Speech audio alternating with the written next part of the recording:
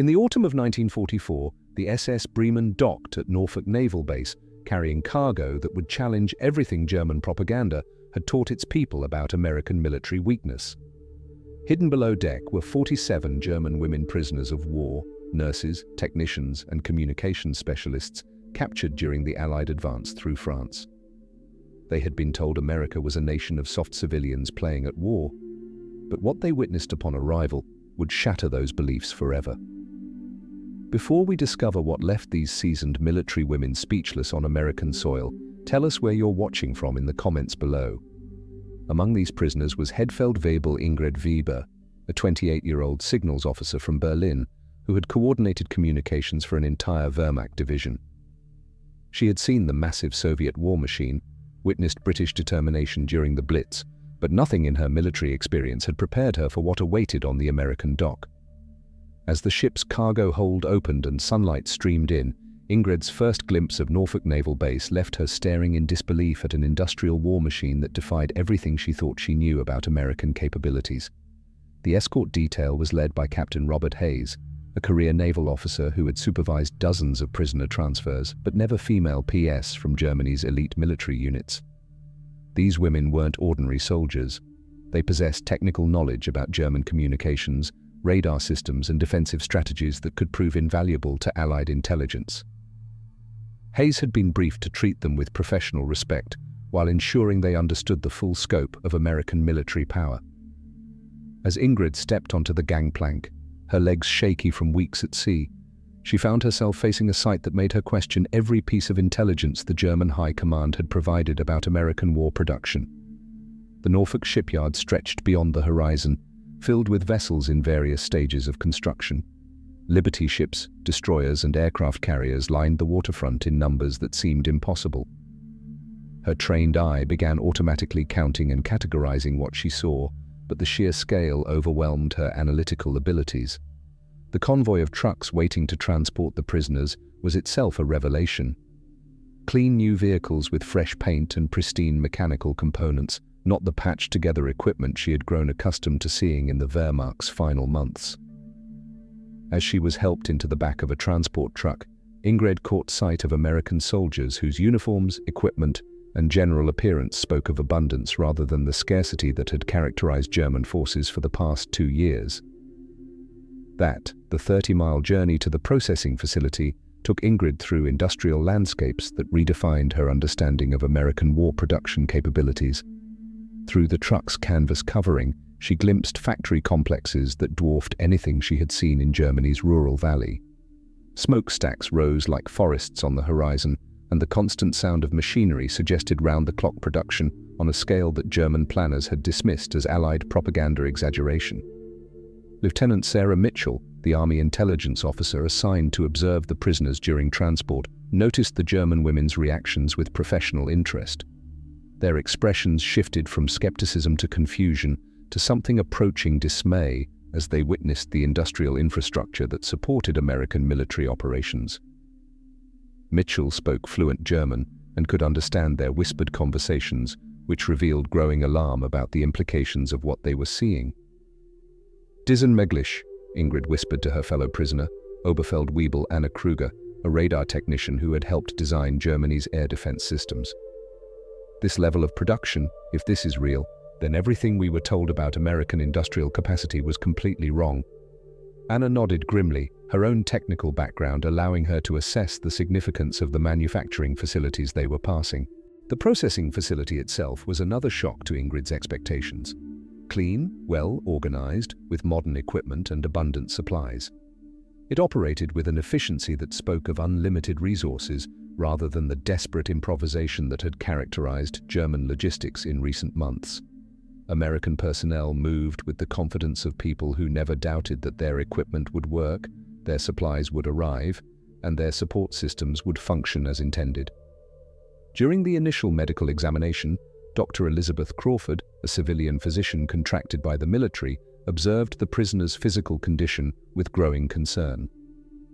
These women showed clear signs of malnutrition and exhaustion that went beyond the rigors of capture and transport. Their uniforms were patched and repatched. Their equipment was worn and outdated, and their overall appearance suggested an army that had been struggling with severe supply shortages for months. Captain Hayes conducted the preliminary interviews with professional courtesy, but he could see that the prisoners were processing more than just their change in circumstances. Ingrid, who had been selected as the group's unofficial spokesperson due to her rank and English language skills, answered questions with mechanical precision, while her eyes continued to dart around the facility, cataloguing details that clearly disturbed her understanding of the strategic situation.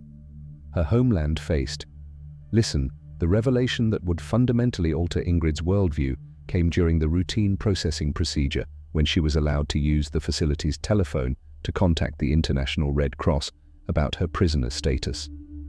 The casual access to international communications, something that had become increasingly difficult even for high-ranking German officers in recent months, demonstrated a level of technological infrastructure that suggested American capabilities far exceeded anything German intelligence had reported.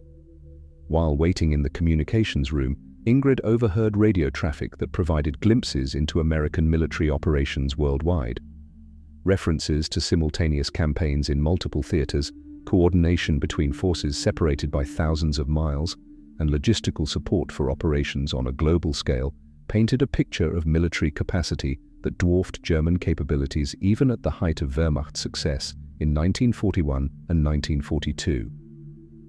Dr. Gifford's examination revealed another disturbing truth about the contrast between German and American military conditions. The medical facilities available to American forces included medications, equipment, and treatment protocols that German military medicine had abandoned due to resource constraints. When Ingrid mentioned chronic vitamin deficiencies that had affected her unit's performance, Dr. Crawford prescribed supplements with the casual abundance of someone who had never considered such basic necessities to be scarce resources. Lieutenant Mitchell began conducting detailed interviews with the prisoners, ostensibly to gather intelligence about German communication systems, but increasingly focused on understanding their reactions to American military infrastructure. Ingrid's responses revealed a sophisticated understanding of logistics, production capacity, and strategic resource allocation that made her assessments of American capabilities particularly valuable and deeply troubling for German strategic planning. The afternoon brought another shock when the prisoners were shown to their quarters. The barracks were clean, heated, and equipped with amenities that exceeded the living conditions many German officers had experienced in the field during the final year of the war.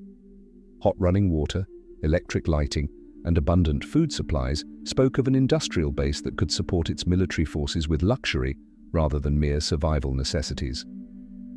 Captain Hayes observed Ingrid's growing realization with mixed feelings of professional satisfaction and personal sympathy. Her military bearing remained impeccable, but her confidence in German strategic assessments was clearly shaken by the evidence of American capabilities she had witnessed in a single day. The woman who had stepped off the transport ship with the rigid posture of a dedicated Nazi officer was beginning to confront the possibility that everything she had believed about the war's likely outcome might be fundamentally incorrect. That evening, as Ingrid sat in the mess hall consuming her first American military meal, she found herself conducting an involuntary strategic assessment that filled her with dread. The quality and quantity of food available to prisoners exceeded what had been provided to German combat units in recent months. If America could feed its enemies better than Germany could feed its soldiers, the implications for the war's eventual outcome were inescapable and terrifying. The other German prisoners struggled with similar realizations as they adapted to their new environment. Anna Kruger, whose expertise in radar technology had made her confident about German defensive capabilities, discovered that American forces possessed detection equipment that rendered German countermeasures obsolete. The casual mention of radar systems by American personnel revealed technological advantages that German engineers had failed to achieve despite years of intensive research. Dr. Gifford's evening medical rounds provided additional evidence of the resource disparity between the opposing forces. Medications that had become unavailable to German military units were distributed routinely to maintain prisoner health. Medical equipment the German hospitals had been forced to improvise or abandon was used casually for routine examinations. The contrast highlighted the industrial and scientific advantages that American forces enjoyed over their German counterparts. Lieutenant Mitchell's debriefing sessions with individual prisoners revealed the psychological impact of their exposure to American military capabilities. Ingrid, despite her training to resist interrogation, found herself volunteering information not because of pressure or manipulation, but because her professional assessment of the strategic situation had convinced her that continued German resistance was futile and would only result in unnecessary casualties. The revelation that disturbed Ingrid most deeply came from casual conversations with American personnel who mentioned relatives serving in multiple theaters simultaneously. The ability to sustain major military operations in Europe, the Pacific, North Africa, and other locations while maintaining robust domestic production suggested a level of national mobilization that Germany had never achieved and could never match given its resource limitations and geographic constraints.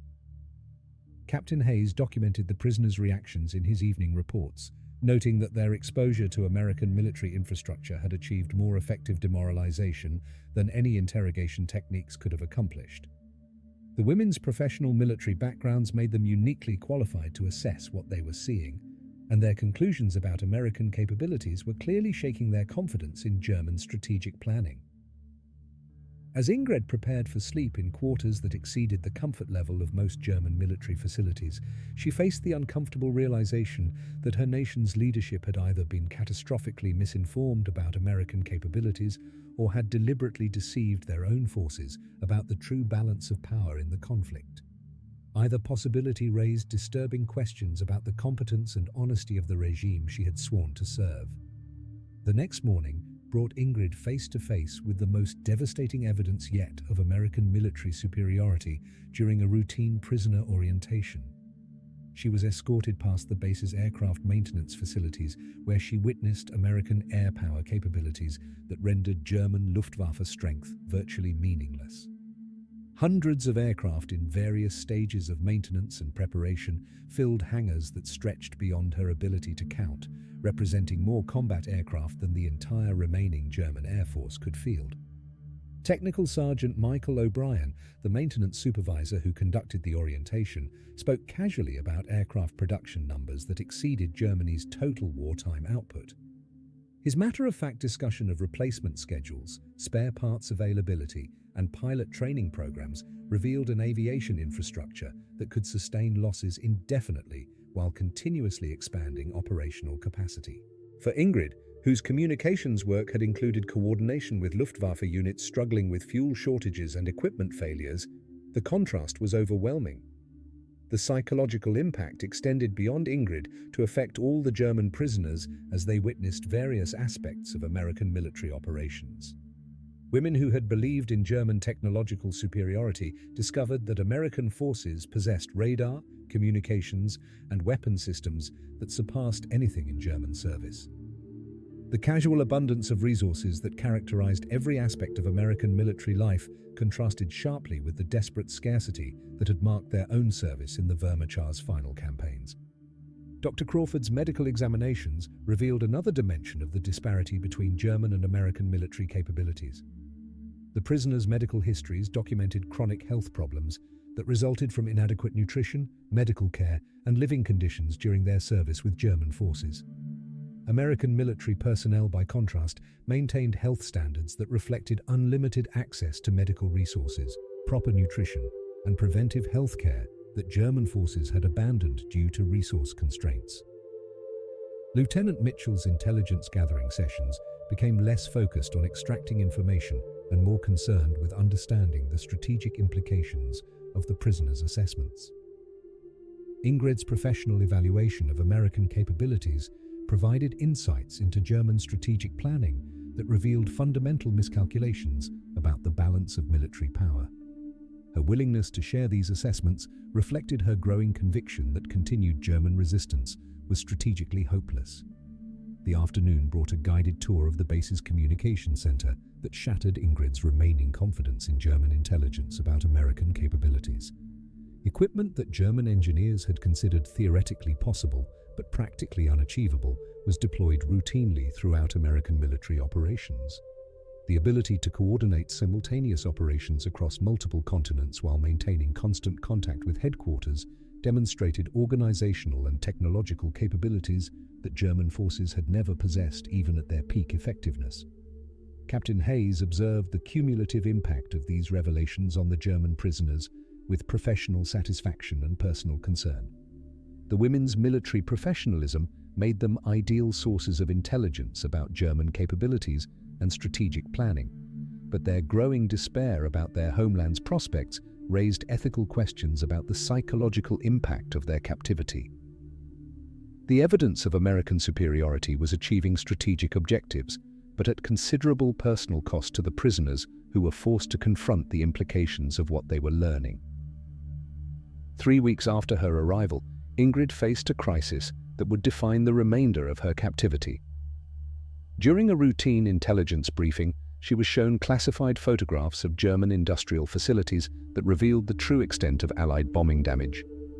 The factories, transportation networks, and resource production centers that sustained German military operations had been systematically destroyed with precision that demonstrated American intelligence capabilities she had never suspected existed. The photographs documented destruction that German propaganda had minimized or ignored entirely. Synthetic fuel plants that provided aviation gasoline for the Luftwaffe had been reduced to rubble. Ball-bearing factories essential for military equipment production lay in ruins. Transportation networks that moved supplies to German forces had been severed with surgical precision that left civilian infrastructure largely intact while crippling military logistics. Lieutenant Mitchell presented this information not as psychological warfare, but as professional briefing between military officers. Ingrid's expertise in communications and logistics made her uniquely qualified to assess the strategic implications of what the photographs revealed. Her analysis confirmed what American planners already knew. German military resistance was sustained by rapidly diminishing resources that could not be replenished given the current level of Allied interdiction. The revelation that devastated Ingrid most completely was evidence that American intelligence possessed detailed knowledge of German defensive positions, troop movements, and strategic planning. Photographs of her own former headquarters showed bombing damage so precise that it could only have resulted from accurate intelligence about specific buildings and their functions. The implications were inescapable. German communication security had been compromised to a degree that made effective resistance virtually impossible. Dr. Crawford documented the psychological impact of these revelations on all the German prisoners. Depression scores increased dramatically as the women confronted evidence that their sacrifices and service had been rendered meaningless by strategic miscalculations and intelligence failures beyond their control. The professional competence that had defined their military careers became a source of anguish as they understood how completely their leaders had misjudged the strategic situation. Captain Hayes struggled with the ethical implications of using the prisoners' professional expertise against their own emotional well-being.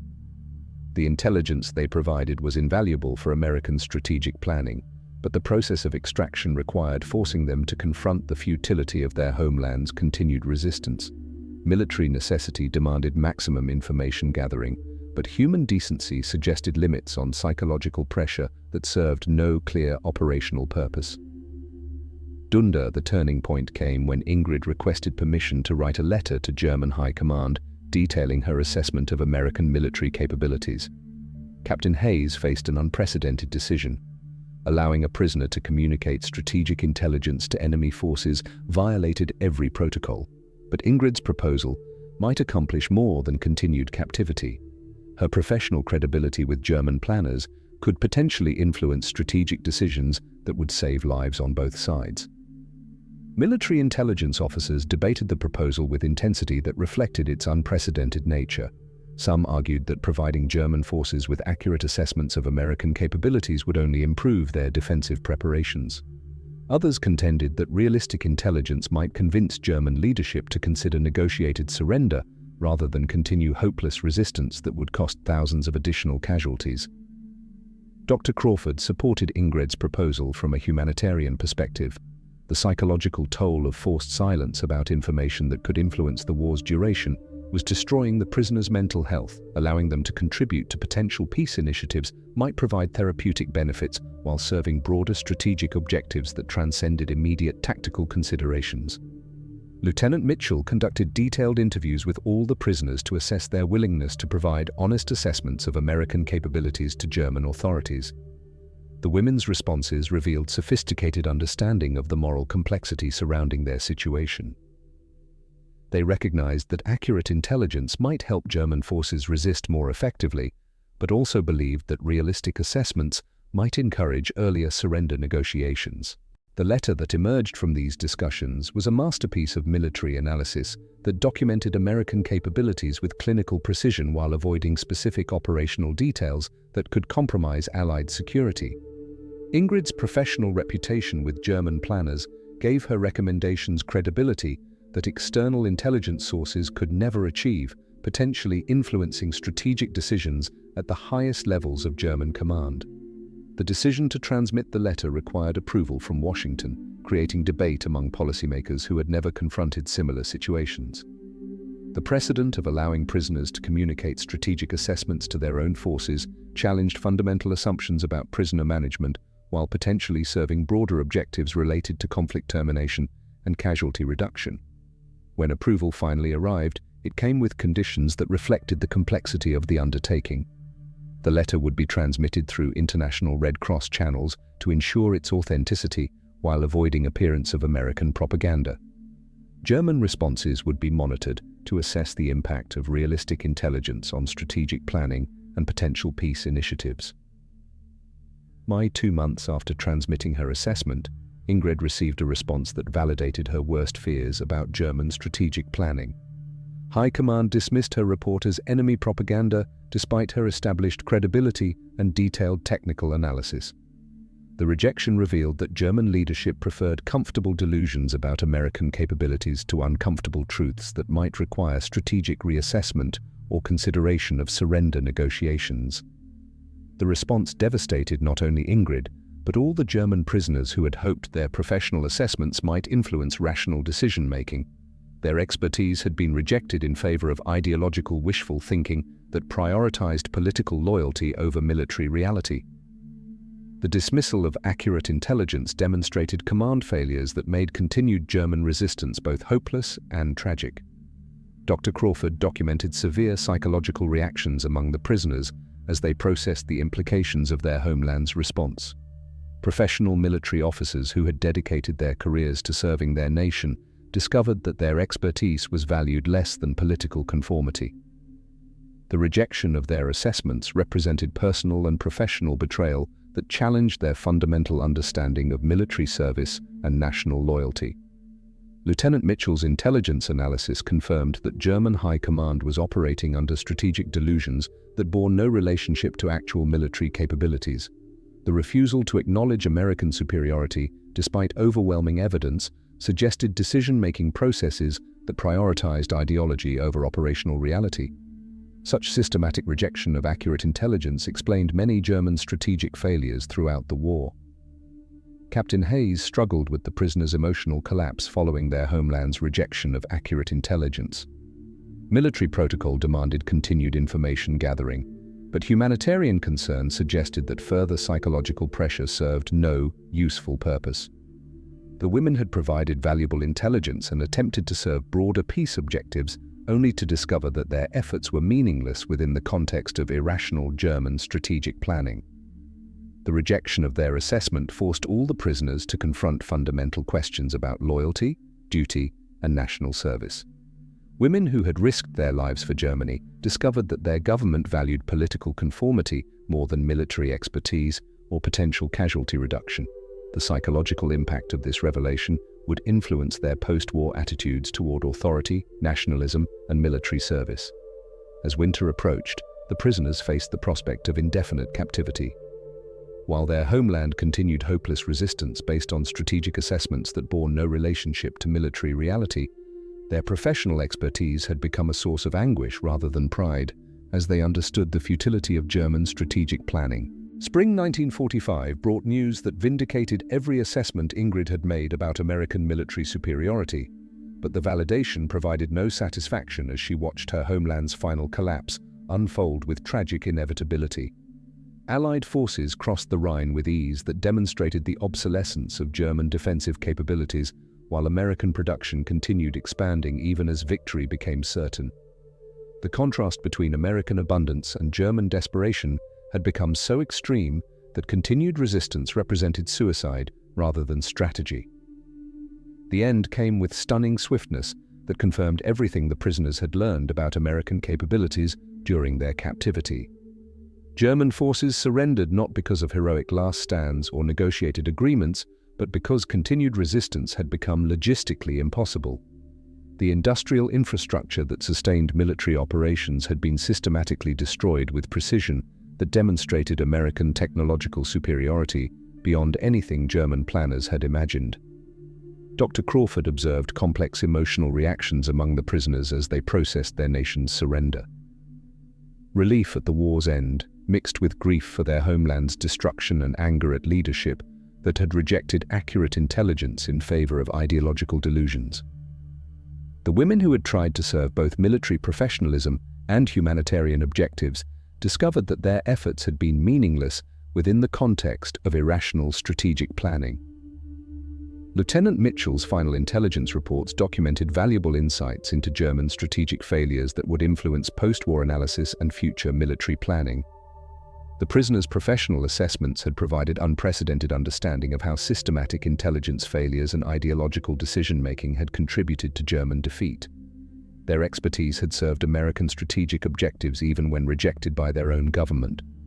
Captain Hayes supervised the repatriation process with mixed emotions as women who had become respected colleagues prepared to return to a devastated homeland.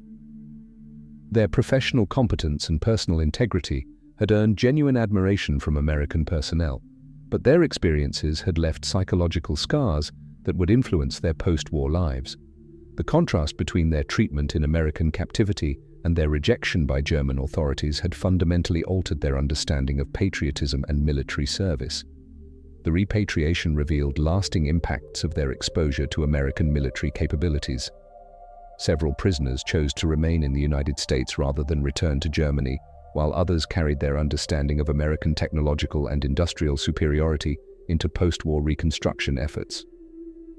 Their experiences had created personal and professional connections that transcended the political boundaries that had defined their wartime service.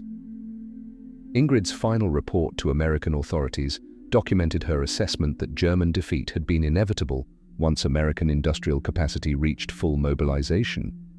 But that accurate intelligence about American capabilities might have shortened the war and reduced casualties if German leadership had been willing to acknowledge military reality rather than maintain ideological delusions. Years later, Ingrid would reflect on her captivity as a transformative experience that had revealed fundamental truths about military professionalism, national loyalty, and the relationship between political ideology and strategic reality. Her exposure to American military capabilities had shattered illusions about German technological superiority while demonstrating the decisive importance of industrial capacity and resource allocation in modern warfare. The experience had taught her that professional competence meant little without rational leadership willing to acknowledge uncomfortable truths. The friendships she had developed with American personnel during her captivity influenced her post-war career as she worked with occupation authorities to rebuild German infrastructure and institutions. Her understanding of American organizational methods and technological capabilities made her valuable for reconstruction efforts, while her experience of respectful treatment during captivity shaped her attitudes toward international cooperation and democratic governance. Dr. Crawford's research on the psychological impact of captivity became influential in developing protocols for prisoner treatment that recognized the importance of maintaining professional dignity while gathering intelligence. The German women's experiences demonstrated that respectful treatment and acknowledgement of professional expertise could achieve better results than coercive methods while serving humanitarian objectives that transcended immediate military necessity. The technical intelligence provided by Ingrid and her fellow prisoners contributed to post-war assessments of German military capabilities and strategic planning failures that influenced American defense policy throughout the Cold War period. Their professional analyses had documented systematic intelligence failures and ideological decision-making that served as cautionary examples for future strategic planning and military education. Captain Hayes used his experience supervising the German prisoners to develop training programs for personnel responsible for prisoner management and intelligence gathering. The successful combination of professional respect and humanitarian treatment that had characterized their captivity became a model for military operations that required cooperation from enemy personnel while maintaining operational security and strategic objectives. The legacy of their captivity extended beyond individual experiences to influence broader understanding of how democratic societies could treat enemies with dignity while achieving military objectives. The contrast between American abundance and German scarcity had demonstrated the decisive advantages of democratic mobilization and industrial capacity, while the prisoners' professional contributions had proven that respectful treatment could serve strategic purposes without compromising security. As Ingrid established her new life in post-war Germany, she carried with her an understanding of American capabilities and democratic values that would influence her contributions to reconstruction and reconciliation efforts. Her experience had taught her that military professionalism transcended national boundaries and that accurate intelligence and rational decision-making were essential for preventing the strategic failures that had made German defeat inevitable once her captors had demonstrated the true extent of their industrial and technological superiority.